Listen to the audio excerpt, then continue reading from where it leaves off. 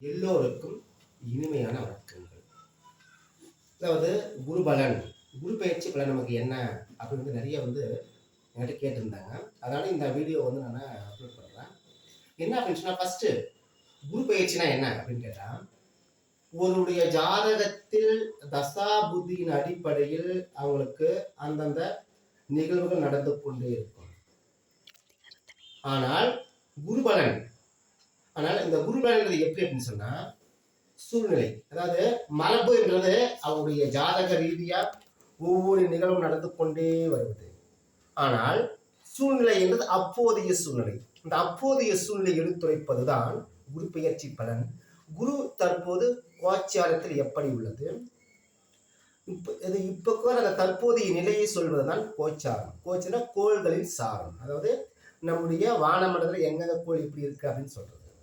இப்ப தற்போது நம்ம குரு பயிற்சி பலனுக்கு உள்ள வந்தோம்னா, அதாவது இதுக்கு முன்னாடி மேசராசியில் இருந்த குரு பகவான் தற்போது 1/5/2024 இருந்து அவர் எங்க சஞ்சாரம் அடைகிறான்னு சொன்னா, அதாவது ரிஷபராசியில் சஞ்சாரம் அடைகிறார்.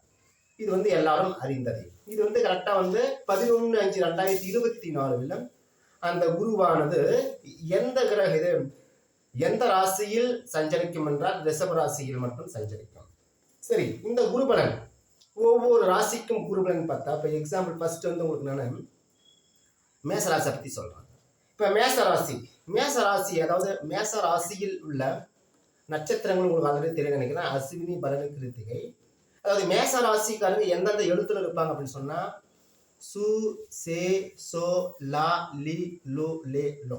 இந்த எழுத்துல இருக்கிறவங்க லு, லே, லோ, ஆ. இந்த எழுத்துல இருக்கிறவங்க எல்லாமே மேசராசிக்காரங்க. இந்த மேசராசிக்காரருக்கு குருபலன் இருக்கிற 2ல குரு நல்லா இப்போ தற்போது நல்லா நகை எடுக்கலாம், அவங்க நல்லா சீட்டு பணம், இது பல வகையில் சம்பாதிக்கலாம், சீட்டு பணம் சேர்த்தலாம். அதே மாதிரி இதில் முக்கியமான ஒரு டிமெரிட் என்னன்னு சொன்னால், இது அவங்களுடைய அதாவது மகளின் மாமியார், அதாவது தன்னுடைய சம்பந்தி கட்ட கொஞ்சம் கருத்து வேறுபாடுகள் வரும். அதே மாதிரி வலது கண்ணட்டு சின்ன சின்ன பிரச்சனைகள் வரும்.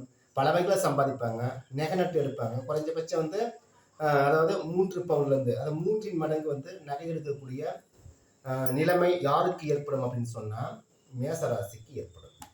சரி, மேசராசிக்கு அதாவது இந்த 12 மாதங்கள்ல முதல் 4 மாதம், அதுக்கடுத்து 4 மாதம், அதுக்கடுத்து 4 மாதம் என்ன நடக்கும் அப்படின்னு சொல்லலாம். இப்போ எக்ஸாம்பிள் 5வது மாசத்துல இருந்து ஒரு 4 மாசம், அதாவது 9வது மாசத்துல என்ன நடக்கும் அப்படின்னு சொன்னா, தன்னுடைய பிள்ளைங்க கட்ட சின்ன சின்ன கருத்து வேறுபாடுகள் வரும். இது தன்னுடைய பிள்ளை, அதே மாதிரி தன்னுடைய சித்தப்பா, சித்தி, காதல் வயப்பட்டவங்க, காதல், அதே மாதிரி அதாவது படிப்பு, அதே மாதிரி கல்லூரி கல்வி, இதெல்லாம் சின்ன சின்ன தடங்கள் ஏற்படும். அதே மாதிரி காதல் வயப்படுவாங்க. அந்த மே மாசத்துலேருந்து அந்த செப்டம்பர் மாதம் இருக்கு.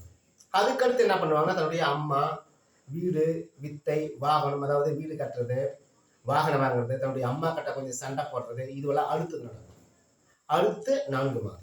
அதுக்கடுத்து லாஸ்ட் 4 மாதம் என்ன நடக்கும்னா, உங்களுக்கு கண்டிப்பா அடி வைத்து சம்பந்தப்பட்ட பிரச்சனை ஏற்படும். அதே மாதிரி உங்களுக்கு கணவன் மனைவிக்குள்ள கருத்து வேறுபாடுகள், ஒரு சில பேருக்கு இந்த அடிவயத்துல சின்ன சின்ன விபத்துகள் ஏற்படலாம், இல்லைன்னா சின்ன சின்ன அறுவை சிகிச்சைகள் ஏற்படலாம். இதெல்லாம் அதாவது குரு பயிற்சி பலன்ல மேசராசிக்கு நடக்கக்கூடிய கருத்துக்கள். இந்த கருத்துக்கள் உங்களுக்கு பிடிச்சிருந்தா சப்ஸ்கிரைப் பண்ணுங்க, லைக் பண்ணுங்க, கமெண்ட்ஸ் பண்ணுங்க. நன்றி, வணக்கம்.